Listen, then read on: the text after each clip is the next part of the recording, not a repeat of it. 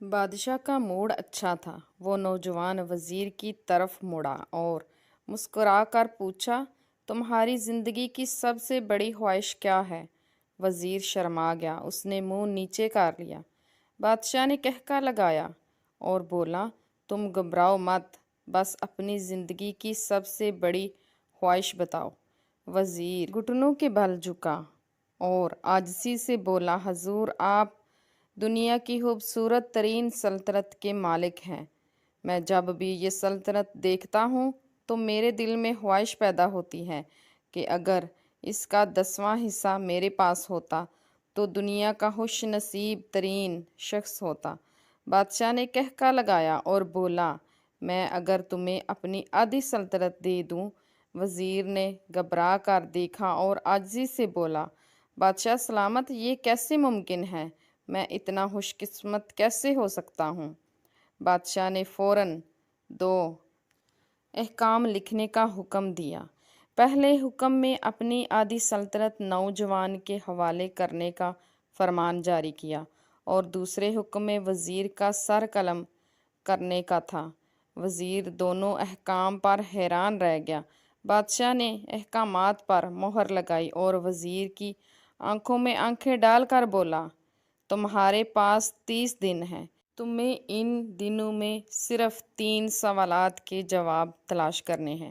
کامیاب ہو جاؤ گے تو میرا دوسرا حکم منسوخ ہو جائے گا اور تمہیں آدھی سلطنت کے مالک ہو جاؤ گے۔ اگر تم ناکام ہو جاؤ گے تو پہلا حکم خارج سمجھنا اور دوسرے حکم کے مطابق تمہارا سر قلم کر دیا جائے گا۔ وزیر کی حیرت پریشانی میں بدل گئی۔ بادشاہ نے کہا، میرے 3 سوال لکھو۔ وزیر نے لکھنا شروع کیا۔ بادشاہ نے کہا، انسان کی زندگی میں سب سے بڑی سچائی کیا ہے؟ وہ رکا اور بولا، دوسرا سوال، انسان کی زندگی کا سب سے بڑا دھوکہ کیا ہے؟ تیسرا سوال، انسان کی زندگی کی سب سے بڑی کمزوری کیا ہے؟ اس کے بعد بادشاہ نے بآواز بلند کہا، تمہارا وقت شروع ہو گیا ہے۔ وزیر نے دونوں پروانے اٹھائے اور دربار سے دوڑ لگا دی۔ اس نے اس شام ملک بھر کے دانشوروں، ادیبوں، فلاسفوں، ذہین لوگوں کو جمع کیا، سوال ان کے سامنے رکھے۔ ملک بھر کے دانشور ساری رات بحث کرتے رہے لیکن وہ پہلے ہی سوال پر کوئی متفقہ جواب نہ دے سکے۔ وزیر نے دوسرے دن دانشور بڑھا دیے لیکن نتیجہ وہی نکلا۔ وہ آنے والے دنوں میں لوگ بڑھاتا رہا مگر اسے کوئی تسلی بخش جواب نہ مل سکا، یہاں تک کہ وہ مایوس ہو کر دارالحکومت سے باہر نکلا۔ وہ پورے ملک میں مارا مارا پھرتا رہا، شہر شہر، گاؤں گاؤں کی خاک چھانتا رہا۔ شاہی لباس پھٹ گیا، پگڑی ڈھیلی ہو کر گردن میں لٹک گئی، جوتے پھٹ گئے اور پاؤں میں چھالے پڑ گئے، یہاں تک کہ شرط کا آخری دن آ گیا۔ اگلے دن اس نے دربار میں پیش ہونا تھا۔ وزیر کو یقین تھا کہ یہ اس کی زندگی کا آخری دن ہے۔ کل اس کی گردن کاٹ دی جائے گی اور جسم شہر کے مرکزی پل پر لٹکا دیا جائے گا۔ وہ مایوسی کے عالم میں دارالحکومت کی کچی آبادی میں پہنچ گیا۔ آبادی کے آخری سرے پر ایک فقیر کی جھونپڑی تھی۔ وہ گرتا پڑتا اس کٹیا تک پہنچ گیا۔ فقیر سوکھی روٹی پانی میں ڈبو کر کھا رہا تھا اور وہ گرتا پڑتا وہاں پہنچا تو فقیر نے وزیر کی حالت دیکھی اور قہقہ لگایا، بولا، جناب عالی، آپ صحیح جگہ پہنچے ہیں، آپ کے تینوں سوالوں کے جواب میرے پاس ہیں۔ وزیر نے حیرت سے اس کی طرف دیکھا اور پوچھا، آپ نے کیسے اندازہ لگایا کہ میں کون ہوں اور میرا مسئلہ کیا ہے؟ فقیر نے سوکھی روٹی کے ٹکڑے چھابے میں رکھتے ہوئے مسکرایا، اپنا بوریا اٹھایا اور وزیر سے کہا، یہ دیکھیے، آپ کو بات سمجھ میں آ جائے گی۔ وزیر نے جھک کر دیکھا تو بوریے کے نیچے شاہی حلوت بچھی ہوئی تھی۔ یہ وہ لباس تھا جو بادشاہ اپنے وزیر کو، یعنی قریب ترین جو وزیر ہوتا ہے، اس کو عنایت کرتا ہے۔ فقیر نے کہا جناب عالی، میں بھی کبھی اس سلطنت کا وزیر تھا۔ میں نے بھی ایک بار آپ کی طرح بادشاہ سے شرط لگائی تھی۔ شرط لگانے کی غلطی نتیجہ آپ خود دیکھ لیجیے۔ فقیر نے اس کے بعد سوکھی روٹی کا ٹکڑا اٹھایا اور دوبارہ پانی میں ڈبو کر کھانے لگا۔ وزیر نے دکھی دل سے پوچھا، کیا آپ بھی جواب تلاش نہیں کر سکے؟ فقیر نے قہقہ لگایا اور جواب دیا۔ فقیر کے پاس اس کا کتا بھی بیٹھا ہوا پیالے میں دودھ پی رہا تھا۔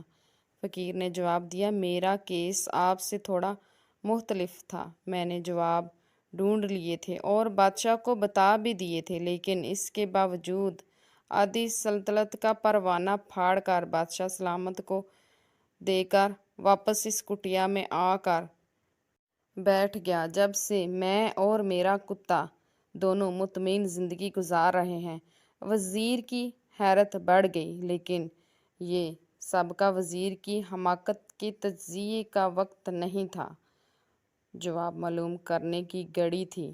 چنانچہ اس نے فقیر سے پوچھا، کیا آپ مجھے سوال کے جواب دے سکتے ہیں؟ فقیر نے کہا، ہاں، گردن ہلا کر جواب دیا، میں پہلے دونوں سوالوں کا جواب تمہیں مفت میں دوں گا، لیکن تیسرے سوال کے لیے تمہیں قیمت ادا کرنا پڑے گی۔ وزیر کے پاس شرط ماننے کے سوا کوئی چارہ نہ تھا۔ اس نے فوراً ہاں میں گردن ہلا دی۔ فقیر بولا، دنیا کی سب سے بڑی سچائی موت ہے۔ انسان کوئی بھی ہو، کچھ بھی ہو، وہ اس کی سچائی سے نہیں بچ سکتا، اسے مرنا ہی ہوتا ہے ایک دن۔ وہ رکا اور بولا، انسان کی زندگی کا سب سے بڑا دھوکہ زندگی ہے۔ ہر شخص زندگی کو دائمی سمجھ کر اس کے دھوکے میں آ جاتا ہے۔ فقیر کی دونوں جواب ناقابل تدہیر تھے۔ وزیر سرشار ہو گیا۔ اس نے اب تیسرے جواب کے لیے فقیر سے شرط پوچھی۔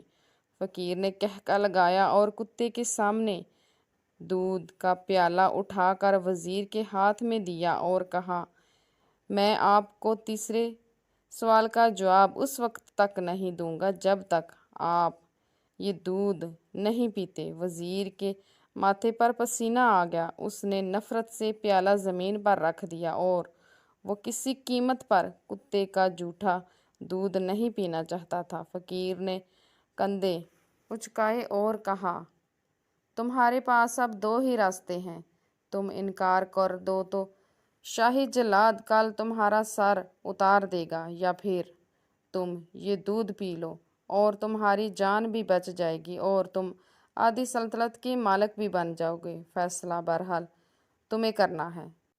وزیر سوچ میں پڑ گیا۔ ایک طرف زندگی اور آدھی سلطنت تھی اور دوسری طرف کتے کا جھوٹا دودھ تھا۔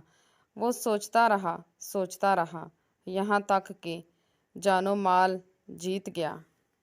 وزیر نے پیالہ اٹھایا اور ایک ہی سانس میں دودھ پی گیا۔ فقیر نے قہقہ لگایا اور بولا، میرے بچے، انسان کی سب سے بڑی کمزوری غرض ہوتی ہے، جو کتے کا جھوٹا دودھ تک پینے پر مجبور کر دیتی ہے، اور یہ وہ سچ ہے جس سے مجھے سلطنت کا پروانہ پھاڑ کر اس کٹیا میں بیٹھنے پر مجبور کر دیا ہے۔